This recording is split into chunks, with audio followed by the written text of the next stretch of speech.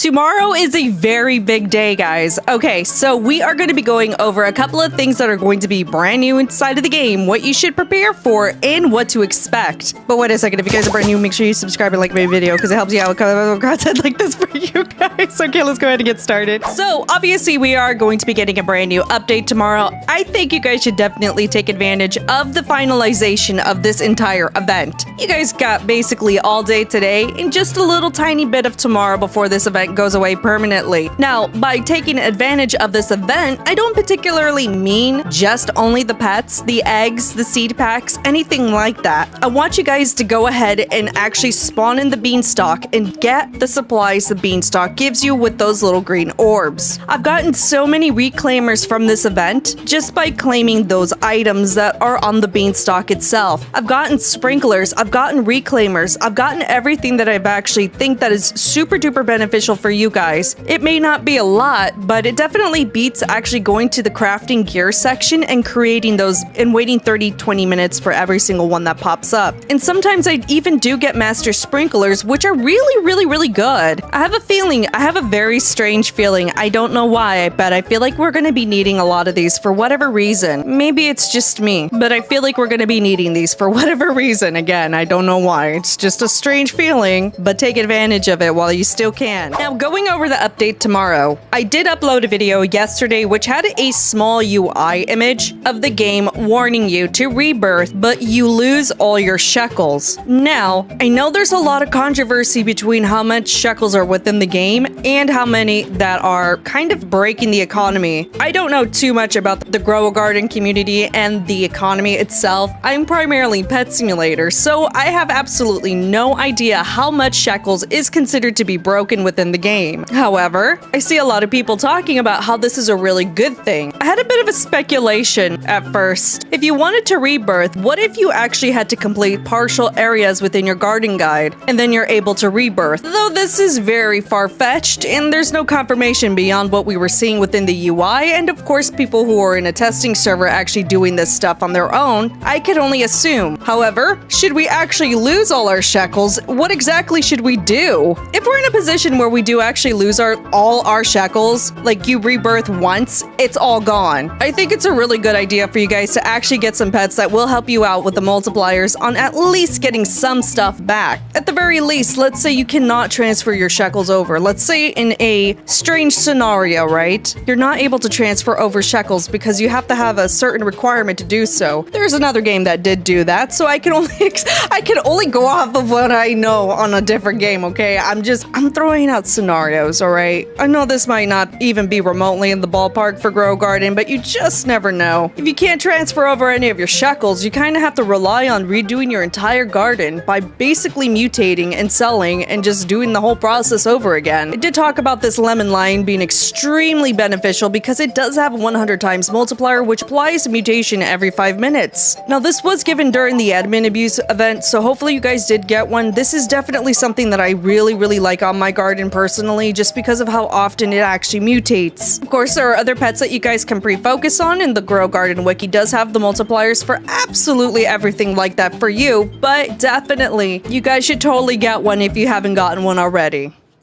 Before we get into the next topic, I figured I would actually go over this very quickly. I've been getting comments about my voice and if it's actually AI.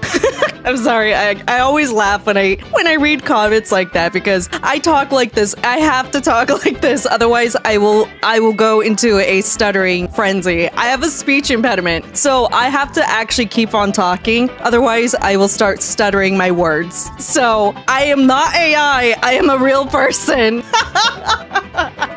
Okay, I'm a real person. Obviously, I am a little alien in my game.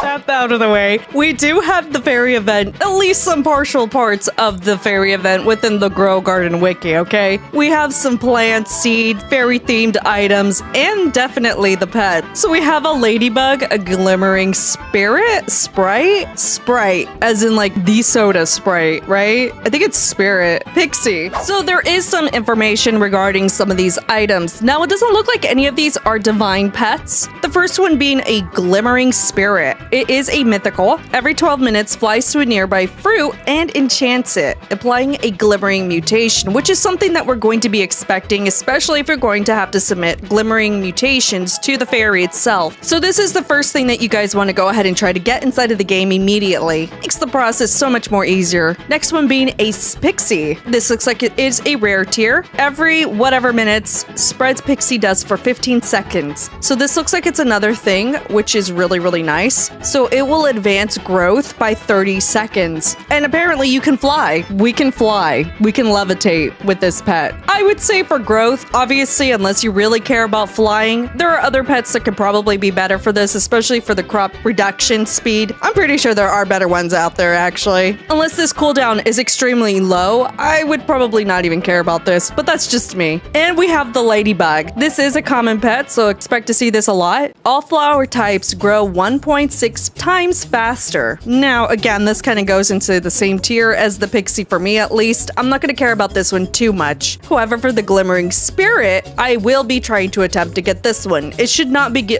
hard to actually get, to be honest, especially if there's only 3 pets with inside of the egg here. Next, we do have the Enchanted Seed Pack, which does have a ton of new items inside of it. So we have an Aurora Vine, which is a legendary, a Light Shoot, which is also legendary, Spectrails, which is also a legendary, a Spirit Lantern, which is also a legendary, and finally a Shimmer Sprout. Now, it looks like a lot of these either one, don't have the placeholder for like an image, so we don't know what it looks like. So some of these do have like the actual thing itself, but I don't see a divine one with inside of here. So maybe there is a different way to actually get a divine if they should introduce one, but I'll still farm these just in case. But maybe perhaps next weekend we could get something that is additionally added that has a divine pet or a divine seed, or maybe even both. To be fair, there is a exotic seed pack, which is the same thing as the enchanted one. However, there is something in here that is going to be divine, at least based on what they have on the images and the text. Why we don't see it inside of the free-to-play one, I'm not 100% sure. Maybe it hasn't been introduced within that pack, but I'm pretty sure a lot of these might actually change. Since the update is not out in just yet, this could be like a uncommon, rare, legendary, mythical, and then finally divine. But because we don't have any of the images or any of that information, I'm only going to assume that's basically what it's going to technically be. It would kind of be weird to have a pack of seeds without having a divine inside of it, right? So I could only assume on my end that one of these seeds are going to be the divine. So definitely get ready for everything that you have to do to get this. It's kind of crazy to think about too, because during this entire Beanstalk event, I have not gotten one singular Princess Thorn, and I have gone through, at least by this time, over 1,000 seed packs. It's crazy. 1 out of 2,000 chances to get that seed, and I still have not gotten it. But that's okay. Maybe I can get a chance this time around to go ahead and get a new one. I've also took the liberty to go ahead and actually clear out my garden as much as I could, and just in case I started to actually start cooking again, should we be introduced to a new system where the next event might require you to go ahead and cook.